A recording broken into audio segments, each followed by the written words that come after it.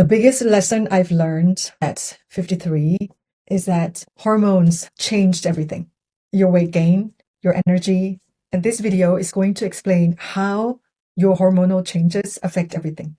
And I wish I had this when I first went through my own struggle a few years ago around 48, because when I started having low energy and started getting this belly fat out of nowhere, even though I was working out every day, I'm a certified trainer and sports nutritionist, I was getting belly fat out of nowhere and my jeans were so tight and I couldn't finish my own workouts. And I didn't know at the time that it was my hormones back then, but you guys are very lucky to have all this information, but sometimes too much information sometimes. But back then, people weren't talking about perimenopause and it was always about menopause.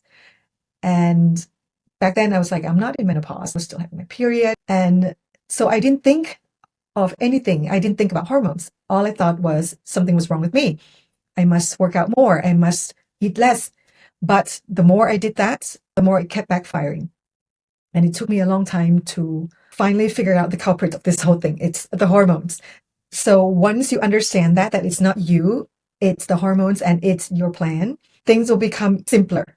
You'll work out less, you'll rest more, you'll eat smarter and better, because this is a new body. She needs a different kind of support and love. And this video, I want to explain quickly how the hormones affect pretty much all aspects of our lives and how you can improve it by doing 3 simple things without having to go on HRT. I didn't go on HRT. By not having to rely on any medications or pills, because I always been a believer in fixing the root cause. Because if the foundation is solid, the supplements can amplify your results.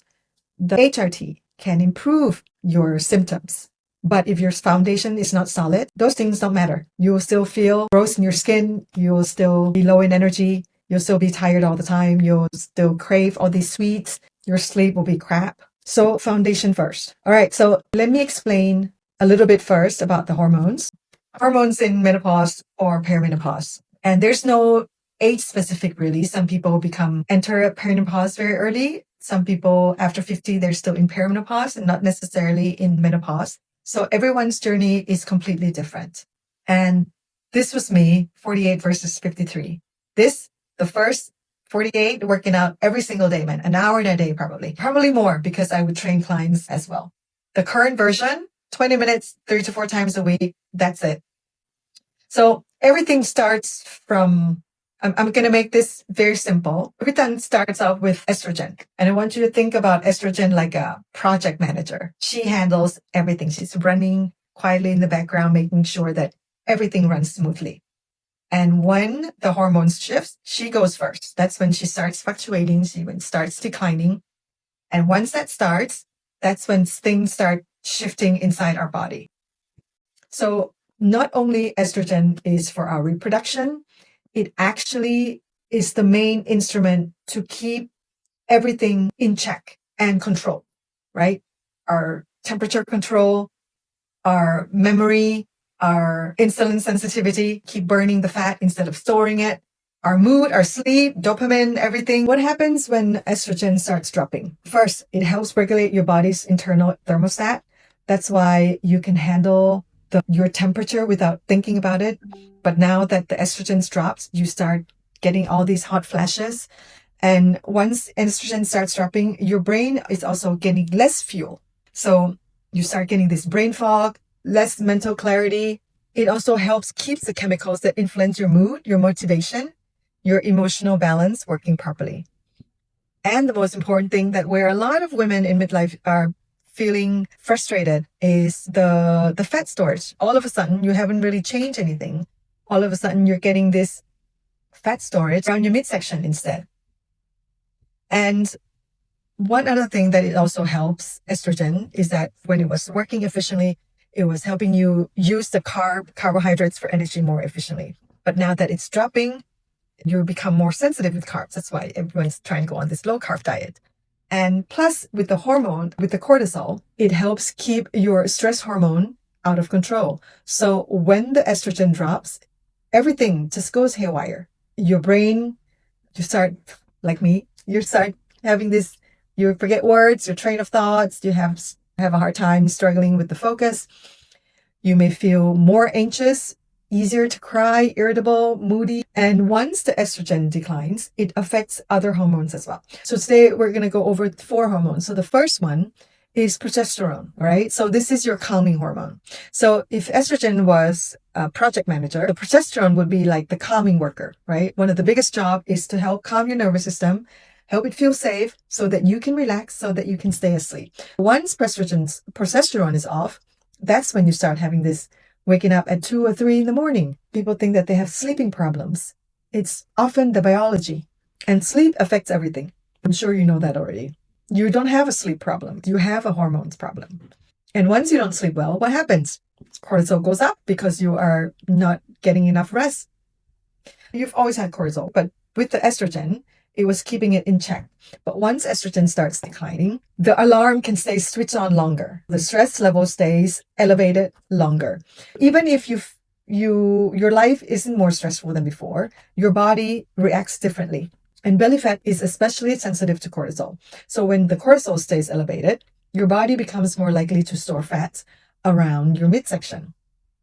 And this is where people get confused because they haven't really changed their lifestyle. And all of a sudden they're getting this belly instead. So it is not a lack of discipline or effort. It is just your body changing. It's biology.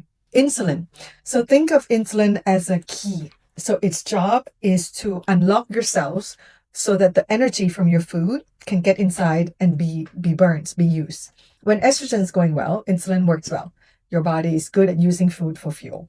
But once estrogen starts declining, your cell becomes less responsive to insulin. Like the lock gets rusty. The energy from the food doesn't get burned as much. What happens is that then your body becomes more or less likely to store that energy instead of burn it, especially in the belly area.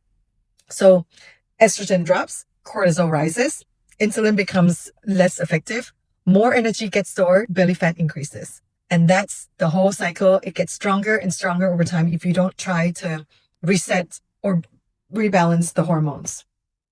And this is why eat less and move more often stop working, because you're not dealing with the same hormonal environments you had in your 20s or your 30s, because your body is responding to everything differently. As you can see, it's a loop.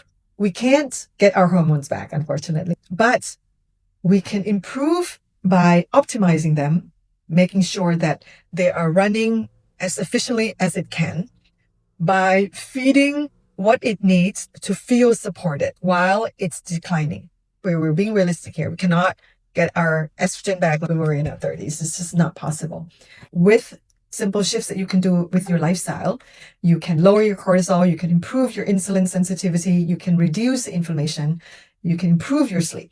There are 3 core pillars that you can start improving to support your changing hormones. And it's the foundation of the Reverse Me Method program. First, how you train, because we do need to start building muscle, not just for improving our bone density or aging strongly, but muscle is the one who will also help us burn fat, even when we're just sitting on the couch. Second, how you eat. This is so important because we need to eat in a way that the body feels supported and help improves our gut health and reduce inflammation. Last but not least, how we recover, meaning rest, stress management, just as important. And let's talk about training. Why do we need to train? This is where we don't want to do cardio anymore. I'm not saying you need to stop doing cardio. I'm saying that if your body is not responding at the moment, focus on strength training. Because long cardio sessions raises cortisol, and that's the last thing we want. We want to focus or prioritize in lifting as heavy as we can 3 to 4 times a week. 20 minutes, enough, way enough. Because with strength training, you lower the cortisol, you increase the insulin sensitivity, and it also helps lower the hot flashes and stimulates growth hormone, which is declining along with estrogen. And you don't need any fancy programs. You want to make sure you train your whole body because it's only 20 minutes. We want to be as efficient as possible.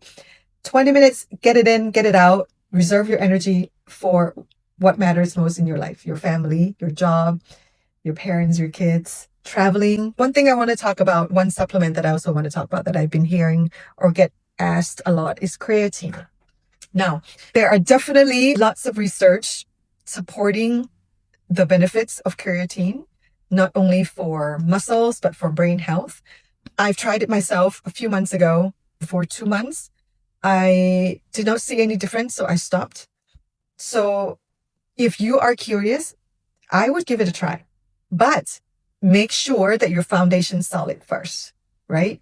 You train right, you eat right, because if those things are not solid, it doesn't matter how many supplements you take. You're not going to see much difference, and it's a waste of money and time. Second, the way we want to eat is we want to reduce inflammation, because once we have less estrogen, we become sensitive with everything, especially and with food as well. That's when we become more inflamed, belly fat, joint pain, fog, fatigue, everything. Think about eating food that's nutrient dense, that's anti-inflammatory, so that the body feels calm and supported inside. For example, I'd rather you be afraid of carbs than fat. So foods that interrupts the loop, omega-3s, fish, probably one of the best things. Huge amount of protein, less fat comparing to animal-based, lots and lots of protein. And cruciferous vegetables keep you full, high count of fiber. Healthy fats, do not be afraid of good fat. Good fat is, for example, olive oil, avocado, healthy fatty fish like salmon. Very good, because our hormones are made of fat. So we want to feed good fat. Nuts are also very good. You want to avoid things like sugar or alcohol or late caffeine during the day, because when the body is very sensitive, you want to eliminate anything that could cause that inflammation trigger. The last pillar, sleep and stress. This is, oh my God, one of the most important changes I've implemented in my lifestyle. Sometimes I even prioritize my sleep more than my workouts, because if you are not recovered or not well rested, first of all, you're not going to want to work out.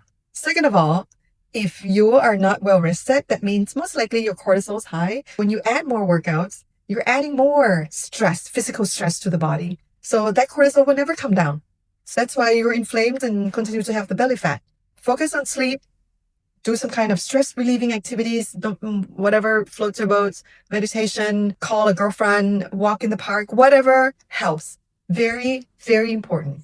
And inside the program, we do things differently now. This is not where we ask you to, and I just wanted to share some of my clients' results who are doing exactly what I've just described, where they start implementing these 3 core pillars that I've discussed, so that they can start feeling stronger, leaner, more energetic, and just feeling like themselves again. And if you ever have any doubt that it's you and that you need to try harder, you do not need to try harder. You just need a different strategy that fits where you are now, so that you can be you again, but stronger.